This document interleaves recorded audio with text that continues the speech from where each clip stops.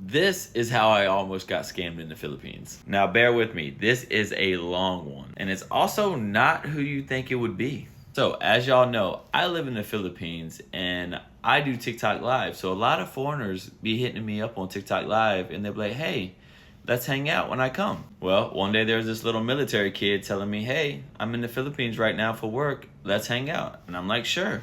So we start chatting. I'm like, yo, where are you staying? Like, what do you do? He's telling me information, like where he stays, what he does every night. And I'm like, cool. Yeah, let's hang out sometime. Let's make a schedule. We'll go out one night. So he says, fine. He'll even pay for the whole section. And I'm like, dope. I got some places we can go. So let's go. So we planned for a Friday night. Friday came, called him, texted him, was not answering. I had already got the section pre-booked and I was like, whatever. So me and my friends went out, we split it, no big deal. Next day he texted me, he's like, hey, I ate some bad street food, my stomach was hurting, I fell asleep, wasn't feeling good, let's do it tonight. So I'm like, cool, I got another place we can go, one of my favorite places I go, let's go. He ends up saying, yeah, I got my friend with me, he's gonna come with me. Later on, I find out this is his boss. Now these are two military guys from America. So Saturday night comes, I got a basketball game. I tell them, hey, y'all go there, y'all get like 2 bottles or whatever, it's chill. So I get there later, and again, they got 2 bottles, but they went over the budget. The budget was $12,500 for the section, which was cool. I was like, whatever. They didn't go over by much. I think it was like 15K. And when I got there, the young guy handed me the 12K. Again, the section was 12.5. I'm not going to trip over 500. But the waiter comes over with the first bill. He's like, hey, you went over. You got to pay extra. So the boss is like, oh, I got it. Don't worry. He taps his card. He's like, don't worry. Anything we got, I got for the rest of the night. I'm like, cool. So right now we have 4 bottles on the table. I have 2 from when I've been there before because they hold your bottles and they bought 2. So we got 4 bottles. For some reason, the boss ends up getting 2 more bottles of Grey Goose. I'm like, bro, we already have a bottle of Grey Goose. We have 2 other vodkas and tequila. Like, what are you doing? We don't need any more alcohol. He's like, no, I got it. I'm like, all right, it's your money. I don't care. It's your bottles. You do what you want. Meanwhile, the waiters usually come over and ask for the payment after they give you the bottles, but I guess they didn't do it at this time. Anyways, he walks off. I'm like, where did he go? I'm looking around the whole club, could not find him. I walk outside, could not find him. And I walk back in, and he's at like behind the receptionist desk with 2 girls. And I'm like, okay, cool. He's safe. Like, I'm just making sure they're safe at this point because he's been trying all night to get girls. And at one point, some other like Filipinos had pushed him because he was talking to one of their girls and they weren't liking it. Anyways, he was not having any luck. So I guess these 2 girls were talking to him. So I was like, cool. I know where he's at. I know he's safe. Blah, blah, blah. I go back to the section. Next thing I know, he comes to the section, grabs the 2 bottles that he just bought, and takes them upstairs with the girls.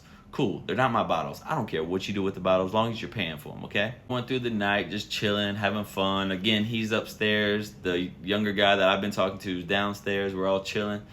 Next thing I know, it's like late in the night.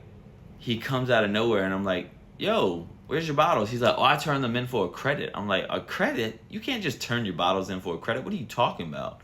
So I'm thinking in my head, maybe he didn't drink the bottles and they were like, yeah, fine, we'll give you your money back or something. Anyways, I kind of ignored it. I was like, hey, let's hit the next spot in a little bit. Let's get everything together here and let's go to the next spot.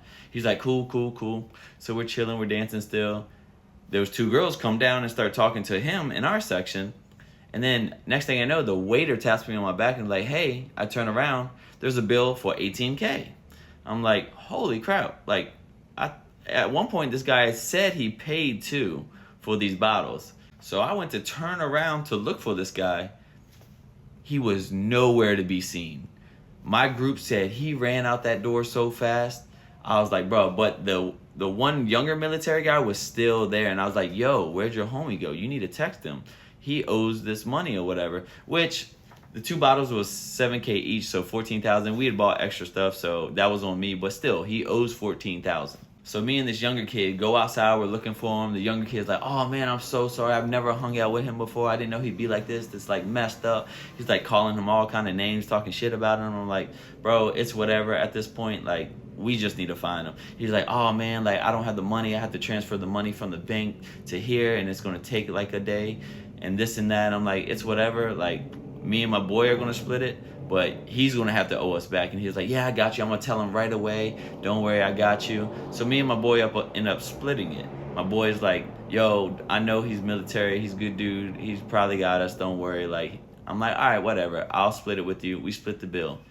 Next day comes, right? Bro, I hit up the young guy. I called the young guy. No answer all day. I'm like, maybe he's hungover. We did stay out really late. He did drink a lot. He was a little messed up, but yeah, whatever. So I let it go the first day. So the next day comes. Again, I'm calling, texting, no answer the whole day. At this point, I'm like, yo, I think they trying to run a scam on me. So I end up remembering, hey, I know where this guy lives. I know what he does every night. He's at the bar every single night at the hotel he's at, he said, because he's trying to pick up this girl. So I hit up my boy, Mark.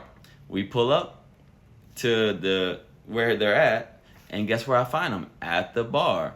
And I have a video. This is going to be the video of me pulling up on them. Yo. Hey, what's up? What's up, dude? How are you? Good. How you doing? Recovering. Oh, yeah. Still trying to. So did he tell you what happened? About the bill? No, not really. So the bill was $18K for those 2 bottles, and they said you didn't pay for them. So me and my buddy split it I have a charge on my card. for. It's about $80. No, this would be $18K. 18K, like pesos? Yeah, peso. Yeah. Okay. How did that come out to 18K? Yeah, I got the receipt. As you see, they're kind of like surprised I even pulled up because I didn't tell them I was pulling up. I just pulled up. And the thing was, the boss was like, oh, you just came here for the money? Like, yeah, I just came here for the money. What are you talking about? You owe us. Like, and now you're acting weird. And then I was like, hey, you can pull it out the ATM. He was like, oh, none of my cards are working. I'm like, well, you're going to have to get it to me somehow. I'm not leaving this place until you get it to me. Finally, he was like, oh, you got Zelle or whatever, or PayPal or something? Not PayPal, Zelle or Cash App or whatever. And I was like, no, I don't. My friend didn't. So he got his friend's, what was it, Zelle or something, to send it to him. So finally, we waited for like 30 minutes for this dude to send the money. He finally sends the money over, blah, blah, blah. We go home. I get the money from my boy, and we're chilling. And the crazy thing is that same night, the boss who sent the money tried to get his money back. He called his bank and tried to cancel it. So luckily for us, the bank did not cancel it and we got the money back. And best believe I blocked that little military kid. So moral of the story is to make sure everybody pays right away. And it's messed up that another foreigner did this to me as I was taking care of them the whole night, making sure they didn't get into any fights, making sure they were good. Like, they took my weakness or my kindness for weakness. And if the boss's wife sees this, I'm sorry, but your husband tried to scam me, and that was the story of how the night went.